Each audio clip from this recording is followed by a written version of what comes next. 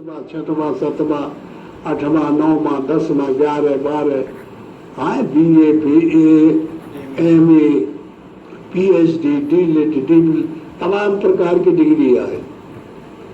तो ये बताओ कि कितने पढ़ के अब बढ़ते चले गए इस सृष्टि में, वो डिग्री कहीं गई? MA जब पहले जो शुरू हुई तब रही, तो अब भी है ना। प्राइमरी का कोर्स अब भी है ना। हाँ, तो वो ये अजर अमर है। ये जो डीफिल टाइटल है, डिग्री है, जिनसे हम गुजरते हैं, जो हमें पतन करते हैं, दो प्रकार की है। ये दोनों, एक राक्षस है, एक देवता है। एक हमसे छीण करते और एक हमको देते हैं। इसलिए इनका कोई लोक नहीं। साधारण कह दिए इंद्र लोक। इंद्रियां यहां है, 5 ज्ञानेन्द्रिय, 5 कर्मेंद्रिया, 4 अंतःकरण मन बुद्धि से अहंकार, 14 अधिभूत, 14 अधिदेव, 14 अध्यात्म, 5 ज्ञानेन्द्रिय, 5 10 इंद्रिया ये हो गई। तो ये इंद्रियों में जो मन है वो इंद्र है। इंद्र किसको कहते हैं? इन्हीं इंद्रियों का राजा मन हुआ ना। अब समझ ले, अब इसकी जो कृत्य है, ये मन ने जो अपनी गति बना रखी है, तो दुर्गुण जो है इसको छीनना चाहते हैं। मोह इत्यादि, अहंकार इत्यादि, कि हम होंगे, वो साला क्यों होगा हमारे ऊपर। रावण ने छीनने के इंद्र को सजा में डाल दिया था। इंद्र पर कब्जा कर लिए, कितने राक्षस किए थे ना। प्रहलाद का बाप भी कर लिया था और कई ठे कर लिए थे, और इंद्र को मार के गिरा दिए थे, भजा दिए थे। वो आता है ना। तो ऐसे ही हम सब लोगों के अंतःकरण में ये मन है। तो मन में जो है, जब मोह बढ़ता चला गया, काम बढ़ता चला गया, क्रोध बढ़ता चला गया, तो डूब जाते हैं जो सद्गुण है। पूरा इंद्र सहित इंद्रलोक पूरा डूब जाता है, उनके कब्जे में हो जाता है। देवता कहाँ अरेस्ट हो गए थे? रावण की जेल में। हाँ, सबको इंद्रजीत पकड़ लाया था, पकड़ इंद्र को सजा में डाले हुए था। मृत्यु को भी डाल दिया था सजा में। समझ लो, यहां तक दुर्गुण बढ़ सकते हैं। अब जब इनका अत्यंत हो जाता है, तो परमात्मा का जो कॉन्स्टिट्यूशन है, संविधान है, वो ऐसा है कि इनकी विजय नहीं हो सकती। ये कर सकते सब कुछ, लेकिन अंततः एक ऐसी सत्ता है जो इनको वशीभूत कर लेती है। तो ये दुर्गुण जब होते हैं तो सद्गुण कमजोर पड़ जाते हैं। सद्गुण जब प्रबल होते हैं तो दुर्गुण कमजोर पड़ जाते हैं। ये अन्योन्यान्य आश्रय दोष है। रात आती है तो दिन बड़ा हो जाता है, दिन बड़ा होता है तो रात बड़ी होती है। हंसाई आती है तो रुलाई हो जाती है, तो रुलाई तो भाषाई। एक दूसरे को पैदा करता है। और कोई है नहीं ऐसा कि वह जाए और लोक में पहुंच जाए। जैसे प्रसंग आता है, राम राम कह राम कह राम राम कह राम, और राम गए सुरधाम। सुरधाम 10 इंद्रियों में जो अनुगत चेतन का प्रतिबिंब वह दशरथ है ना। वो सूरत में है ना। 10 इंद्रियां जाएंगी नहीं कहीं, हर एक के यहाँ वहीं चले गए, एडजस्ट हो गए। राजा दशरथ कोई थोड़े थे, वो तो महात्माओं की शैली है। ये व्याख्या करते करते, एक दूसरे को बताते बताते गुरुओं ने शिष्यों को कृत पढ़ाते पढ़ाते आज समाज में इतना बृहद रूप ले लिया गया।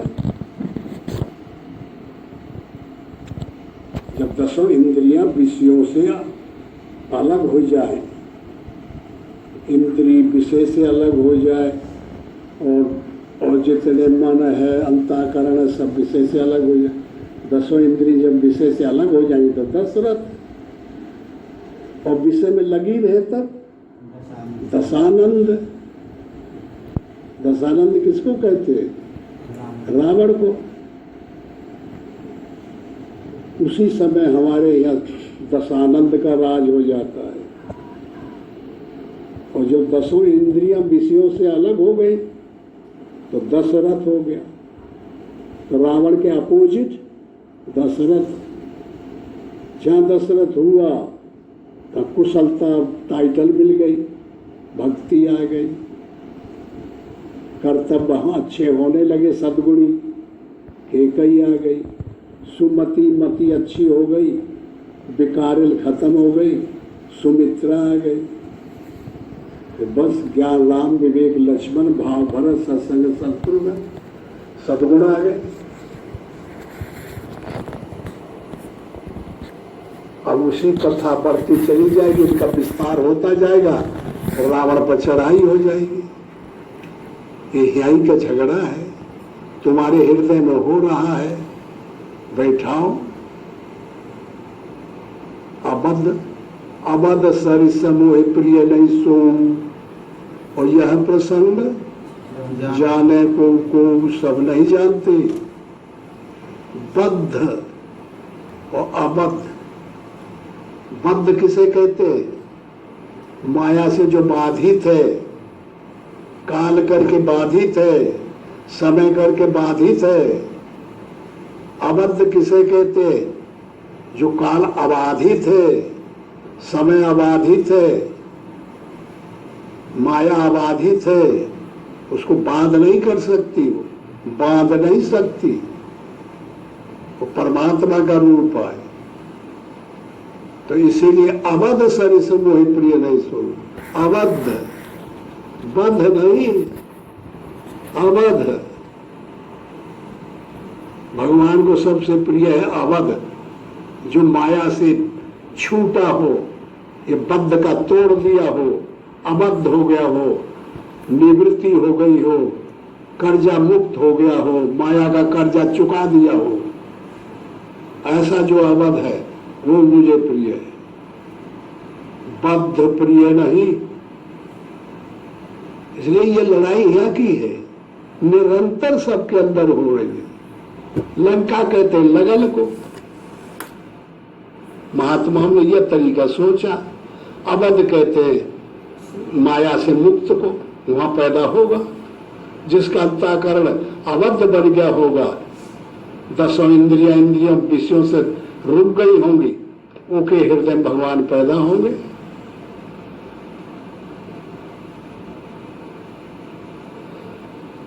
इसी प्रकार तो यह है।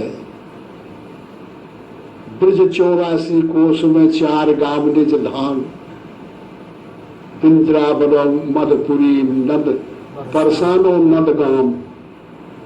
यही 4 है, मन बुद्धि चित्त अहंकार 4 का गांव ईश्वर के लिए। कंस बुरे कर्मों के केंद्र का नाम कंस है। और जो कंस जो बुरे कर्मों का केंद्र बन जाता है किसी के हृदय में, तो भगवान की प्राप्ति उसने योग्यता कर ली भी हो तब भी नहीं कर सकता और रोकेगा। कारागृह में डाल दिया। अब कारागृह में तो है, अब हम साधना कर रहे हैं और हमारा कर्म है कंस अनेक जन्म से खराब, वो बाधा डाल रहा है और कह नहीं अब वहां आकाशवाणी हो रही है कहीं के हृदय से पैदा होगा और तुमको मार डालेगा। तो वो अंतर्यामी है, सब दुर्गुण और सदगुण जितने हैं आकाशवत रहते, सब जानते चारों तरफ की बात। तो उसने जेल में डाल दिया देव की और वासुदेव का। तो साधक क्या करता है कि भगवान को अपने हृदय में ले लेता है। कहाँ पैदा होता है भगवान? देवकी कहते ध्यान को, वासुदेव कैसे सब में बसा हुआ, ऐसा जो परमात्मा में जहाँ ध्यान लगा तो हृदय में पैदा हो गए। कंस कृष्ण, कंस के अपोजिट होगा वही नाम राशि। कंस तो कृष्ण, रावण तो राम, कौरव तो पांडव, सजातीय तो विजातीय।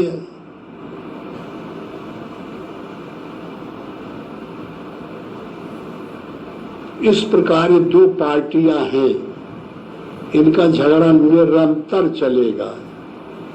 गुरु लोग इस सजातीय पार्टी का बढ़ावा देते हैं और विजातीय का तिरस्कार करते जाते हैं अपने शब्दों में, और उन्हीं शब्दों को साधक ढालता जाता है अपने अंतःकरण में, और ढालते ढालते नाम के रूप में लेगा, फिर ध्यान के रूप में लेगा, फिर लीला के रूप में समझेगा, और फिर धाम बन जाएगा। तो बनते बनते ऐसा बन के तैयार होता है। गो गो चर जहां लग मन जाई, सो सब माया जाने ओ भाई। पकड़ में जो आवे, देखने में जो आवे, सुनने में जो आवे, सूंघने में जो आवे, बोलने में जो आवे, स्पर्श में जो आवे, विषय में जो आवे, दसों इंद्रियों का जो स्पर्श है, वो जहां तक है विषय है, तो तहां तक परमात्मा नहीं, इंद्रियों से परे परमात्मा है। तो वास्तव में जो कुछ दिखाई सुनाई पड़ता है, पत्थर, मट्टी, जमीन, पानी, अग्नि, वायु, आकाश, जो कुछ भी है, ये में तो परमात्मा है नहीं। गो गोचर जहां लग मन जाई, सो सब माया जाने ओ भाई। कहा गया है ना। और वही पत्थर के तो मूर्ति बनती है, समझ लो, वही लकड़ी की बनती है, आठ धातुओं की मूर्ति बनती है, 8 प्रकार की। लकड़ी की बन सकती है, धातु की बन सकती है, मट्टी की बन सकती है, और 5-7 जो भी पदार्थ है सबकी बन सकती है। और वही को हम भगवान मानते हैं। और यह काटता भी है कि भगवान नहीं हो सकता। तो ये इसका तात्पर्य दूसरा है। क्यों ऐसा हुआ? तो ऋषियों की जमात बैठी शुरू में कि भाई ये समस्या आखिरी में आगे आएगी, तो क्या किया जाए? निर्लेप ब्रह्म ज्ञान ही अगर सबको बताया जाएगा तो इस सृष्टि चल नहीं सकती।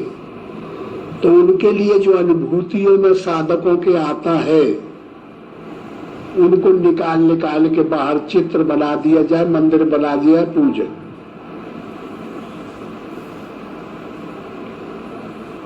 समझ में आया? तो हर आदमी की कलाएं होती है। 3 कला का आदमी, 4 कला का, 5 कला का, 6 कला का, 7 कला का जो आदमी होगा वो 100, 200, 1000, लाख आदमी में श्रेष्ठ हो जाता है। 8वीं कला का जो हो जाता है वो बहुत ही योग्य मान लिया जाता है।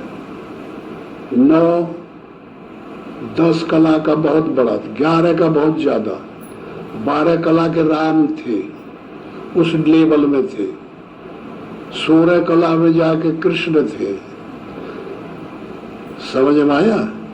वैसे तो अवतार कछुआ का हुआ है, सूअर का हुआ है, मछली का हुआ है, आए कच्छ मच्छ 12, आए कोनो ऐसे जीव नहीं जिनका ना हुआ हो। तो कैसे वो हुआ? जैसे पानी बढ़ने लगा सृष्टि में। तो उस समय एक बहुत बड़ी नाव और एक मगरमच्छ मछली थी बहुत बड़ी, ओके सींग में बांध दी और वो में जो है तो ये जो बूढ़ गई इसके अंश अनुगण चेतन के प्रतिबिंब अंश बीज वगैरह ये सब रख करके लाई और फिर उसमें जब तक पानी ऊपर तैरता रहा, जमीन नहीं दिखाई पड़ी हजारों साल, तब तक वो मगरमच्छों के खेचत फिरत रहा और वो ऋषि मुनि बैठे रहे सर। और जहाँ जमीन निकल जाई सूखते सूखते तहाँ फिर सब बिया उतर गए और वही संस्कार फिर छोड़ दिए गए हर जगह, फिर वैसे की वैसी सृष्टि बन गई। इसलिए उसको माना गया मछली अवतार है। तो विशेष जो संसार में कलाएं होती है उनमें कुदरत की ताकत होती है। तो ये साधन से मतलब नहीं है इसका, ये तो जब होगा किसी कारण बस होगा। जैसे कारण बता दिया गया है ना, हाँ गोस्वामी जी ने बताया ना कि कब होता है ये भगवान का अवतार, जब जब होए धर्म की हानि बाढ़ असुर अधम अभिमानी, तब तब धर प्रभु मनु शरीरा हरे नाथ सज्जन का पीरा, यदा यदा ही धर्म से ग्लानिर्भवति भारत। आया है ना। तो इस तरीके से इस समय समय की बात, और साधन जो प्रकरण है वो अलग चीज है।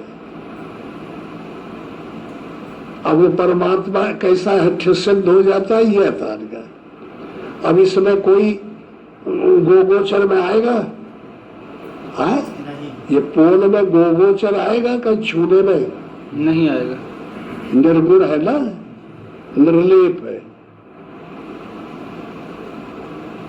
अच्छा, और जब यह समझ में आ गया कि ये सब में ओतप्रोत है, ये मकान में भी है, पहाड़ के अंदर भी है, समुद्र में भी है, ये तो भाई सबके मूल है,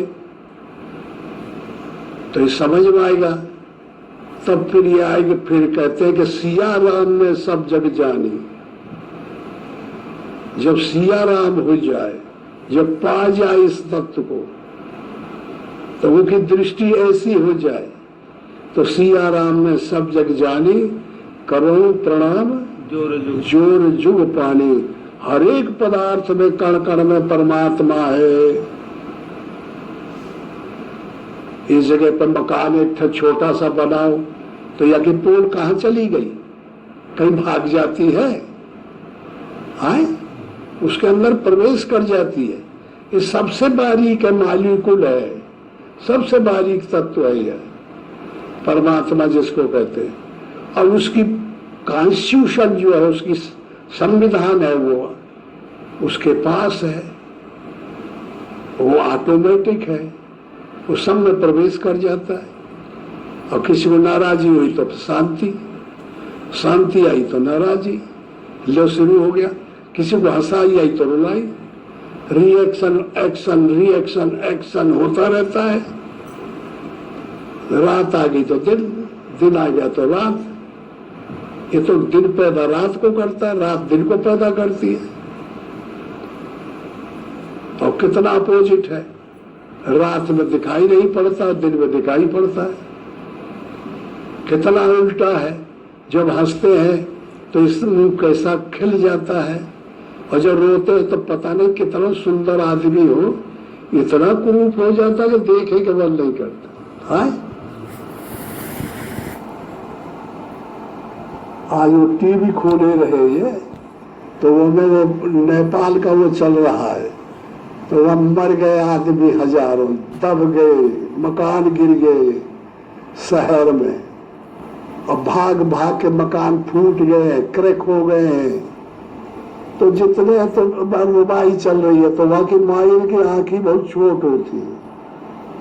हाँ, तो एकदम एक जगह रो रही, सब गांव का गांव ध्वस्त हो गया।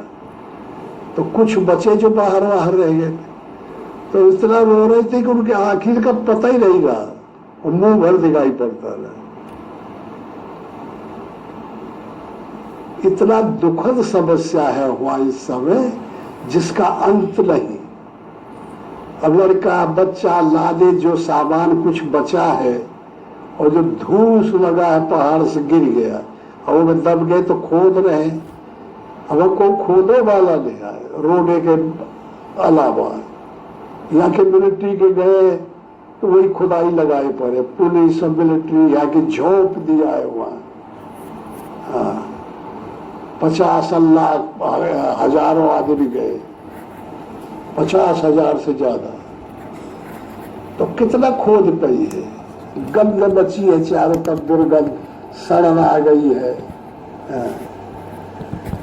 तो ये कुदरत के हाथ की चीज है, ये मैं आदमी करेगा क्या?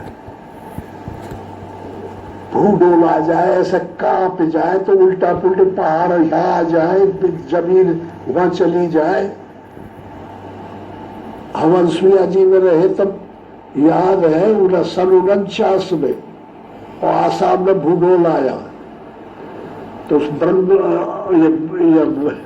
ब्रह्मपुत्र, हाँ ब्रह्म नदी है ना, ब्रह्मपुत्र, हाँ वो जो आई है उधर से, और वो जो कौन प्राप्त दिया चलो से ऐसे होके ऐसे, हाँ तो एक पहाड़ रहा 4-6 किलोमीटर लंबा, वो उधर हो गया, नदी उधर हो गई। कुछ भी हो सकता है। अब ये हिमालय पूरा पोला बताते हैं कि यह समुद्र रहा पहले। आजकल के सब विज्ञानी चिल्लौहट बजाए और इधर उधर से सड़क की जमीन ऐसे ऊपर छू गई है, नीचे है गपल गपल, तो वही सब इधर का उधर खड़ा ये गिरता है, इधर गिरते हैं, ये मचा पड़ा है। तो आदमी जिंदा थोड़ा ही है। तो वही सबसे अच्छा वो चौपाई याद आ जाती है तो बढ़िया ठीक बैठ जाती है कि सपने में होए भिकार नृप, रंग नाक पत होए, और जागे लाग न हान कछु, तिम प्रपंच जिय जोए। सो रहा हो, राजा सो गया है तो भिखारी हो गया और देख रहा है कि मैं भीख मांगता हूं और भीख कोई देता भी नहीं है, मर रहा हूं को। और कोई भिखारी था तो वो सो गया तो राजा बन गया, नाकपति हो गया। और जागे तो न वो नाकपति था और न वो भिखारी था। तो ऐसा ही ये संसार है। अच्छी तरह समझ लो कि ये है ही नहीं। जो स्वप्न है ही नहीं वो गलत दिखाता है तो वो स्वप्न अवस्था का संसार है और ये जागृत अवस्था का संसार है। ये भी नहीं है कल हम पैदा हुए, अरे कल है, आज कल हम चले जाएंगे और जी ऐसा कैसे फटा टूटा बना रहेगा। कहाँ रहा फिर? इसलिए ये भी नहीं है। तो वो सही कहा है गोस्वामी जी कि जागे लाभ न हान कछु, तिम प्रपंच जिय जोए। ऐसे शंकर जी कहते हैं पार्वती को, जहाँ अमृत कथा सुनाने लगे कि अच्छा पार्वती तुम बार बार पैदा होती हो, बार बार तुझे जन्म लेना पड़ता है और मुझे प्राप्त करना पड़ता, तेरा प्रण है, तो अल्लाह तुमको अब कई जन्म हो गए और बड़ी दिक्कत होती है, हम अमर कथा सुनाई देते तो तुमको मरना नहीं पड़ेगा, जैसे हमको नहीं मरना पड़ता तो ऐसे तुम भी अमर हो जाओ। तो जब सुनाने लगे हैं तो शुरू की चौपाई आई, जही जाने जग जाए हिराई और जागे जथा स्वप्न भ्रम जाए। हाँ, जिसको जानने से, जिसको जानने से ये जगत हिरा जाता है, ये संसार गायब हो जाता है और उसमें आसक्ति हो जाती है, इसमें अनासक्त हो जाते हैं। वही राम आए। जागे जथा सपन भ्रम जाए, जगह जागने पर जैसे सपन का भ्रम चला जाता है, ऐसे उसके जानने पर यह संसार गायब हो जाता है, एक पता नहीं रह जाता, मन आसक्त हो जाता है, झूठ हो जाता है, झूठ में आसक्ति खत्म हो जाती है। उमा कहूं मैं अनुभव अपना, सतहर भजन जगत सब सपना। हे उमा, मैं कहता हूं अपना अनुभव सुन ले, ये जगत जो है सब सपना, केवल भगवान का भजन, परमात्मा की याद, परमात्मा में स्थिति, वो सत्य है। इसलिए तू महतारी बाप जो तेरे मन में बने रहे ना, तो यही आगे लगा दिया थी। देखो मेरा न तो बाप है ना महतारी है। शंकर जी ने बताया कि बाप महतारी है उनके को, संत का बाप महतारी नहीं होता। संत का तो गुरु के यहाँ पैदा होता है ना, संत तब बनता है। माता पिता के यहाँ शरीर मिलता है, और वो शरीर अगर सौभाग्य हो तो गुरु के यहाँ मर जाता है, और गुरु उसे पैदा कर देता है, भगवान बना देता है, फिर उस ईश्वर को दिखा देता है कि देख ये चीज है ईश्वर। गुरु, शिष्य और ईश्वर ये त्रिपुटी है, तो दिखा देता है कि देख इसको याद कर, मैंने इसी को पा गया हूं तो मैं गुरु बाबा बन गया हूं, विशेषण लग गया है। ये मुझे मानता है। राम या कृष्ण कहीं भी कोई शब्द बोले होंगे तो मैंने संतों से सुना, अपने पर नहीं कहते वो लोग। चाहे कृष्ण कहीं बोले हों, चाहे राम बोले, और संतों को ही सबसे उच्च कोटि दिया उन्होंने। तो इस तरीके से ये ऐसी धारणा है कि साठ ढंग से और पा जाए उसको, बस ये जल्दी करने की चीज आए। और जो खिचड़ी बन गया, हमारा मन थोड़ा बैठे और थोड़ा लगा, फिर नहीं लगा, फिर करेंगे, फिर नहीं लगा, फिर करेंगे, तो वो ऐसे ही बन जाएगा। और रैपिड प्रमोशन, जल्दी से जल्दी एक स्पीड में पा गया और पार उतर गए, और फिर वहां वो मान ले कि हाँ फिर तू आ गया, अब तेरी हाजिरी भरना शुरू हो जाएगा, अंतर जगत में हाजिरी लग जाएगी। तब फिर वो चाहे नंगा नाचे, चाहे कुछ भी करे, समझे। दुर्वासा का देखे, दिन भर शराब देत रह गया, लेकिन कहा होगा कोई बाल बांका कर पाया। जितने ऋषि रहे सब स्त्रियां रखे और लड़का पैदा किए। आज गर्ग, गौतम, सांडिल, तमाम ऋषियों की संतान है, कोई ऋषि के अलावा नहीं है। और फिर कर भी लिए, भोग भी लिए, विषय भी कर लिए, और अजर अमर रहे। परमात्मा में यही तो गुण है। अनिमेय व्यतिरेक सबके अंदर है और सबसे अलग है।